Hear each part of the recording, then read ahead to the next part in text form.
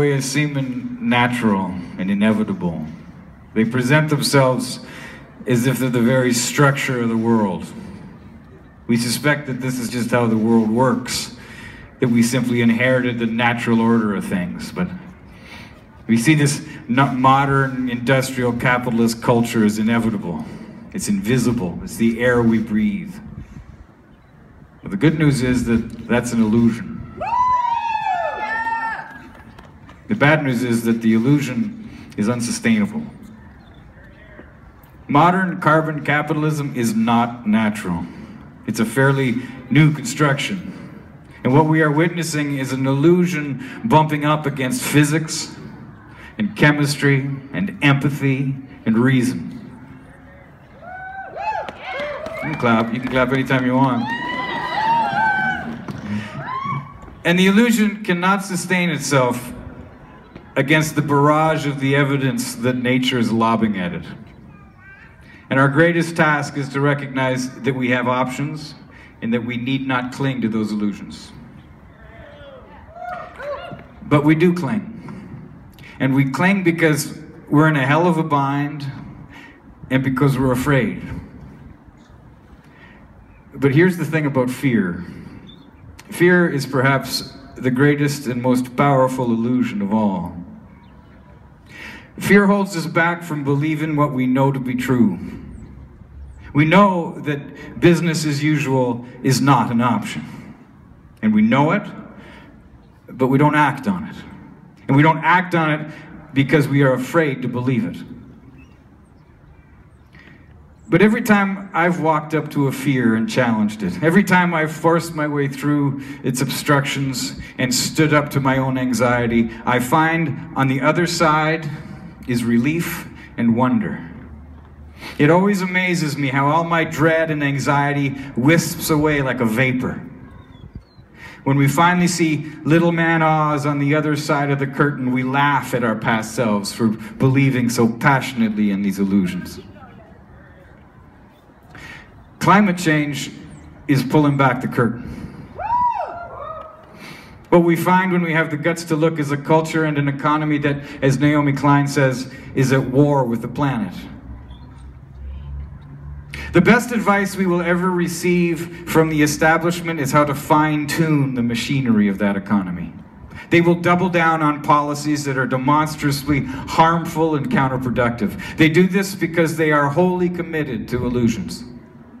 Illusions make them a lot of money. And what they offer is a laundry list of failing fixes. You might recognize them: austerity, militarism, tar sands, deregulation, growth, free trade deals. But science tells us that business as usual is not an option. Science has always been good at tearing holes in illusions. Hey, clap it for science, will you? Because we need some science right now. If we hold on to those fraying illusions, this is the sad part, we face a hideous dystopian future where people of privilege and resource hold on to what they see as theirs through propaganda, through arsenals and gated communities. And the rest of the world will fall into a deep and violent poverty. Hundreds of millions of people will flee unsustainable homelands, and a refugee crisis unlike humankind has ever seen will flood the world. Now, this vision of a future seems extreme, but I'm afraid it's not even debatable. It is the logical consequences spelled out in the best sciences that we have.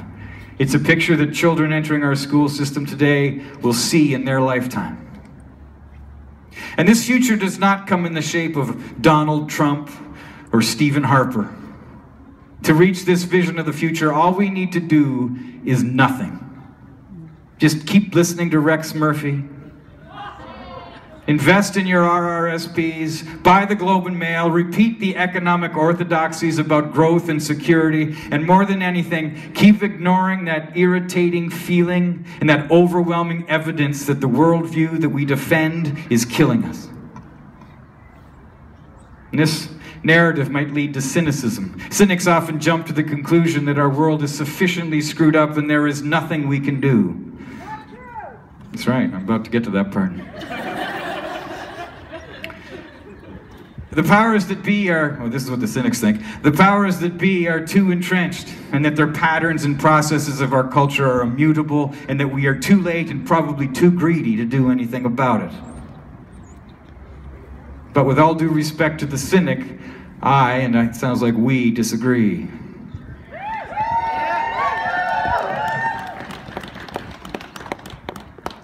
Cynics have good data on their side, but they give too much credence to illusions. Economies and cultures do change when people take to the streets.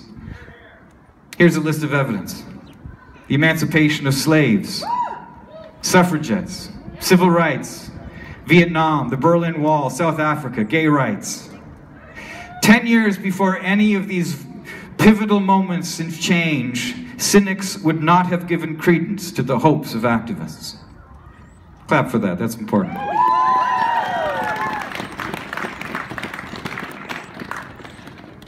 We need to open the curtains wide and shame Oz. We need to admit to each other and to ourselves that his propaganda and his illusions have kept us baffled and fearful and cynical. Then we need to get our hands on those gears and levers and construct our own sustainable and sane economy. The good news is that when we start moving those levers to our economy and energy grids, we already have the technology that will give us damn close zero carbon.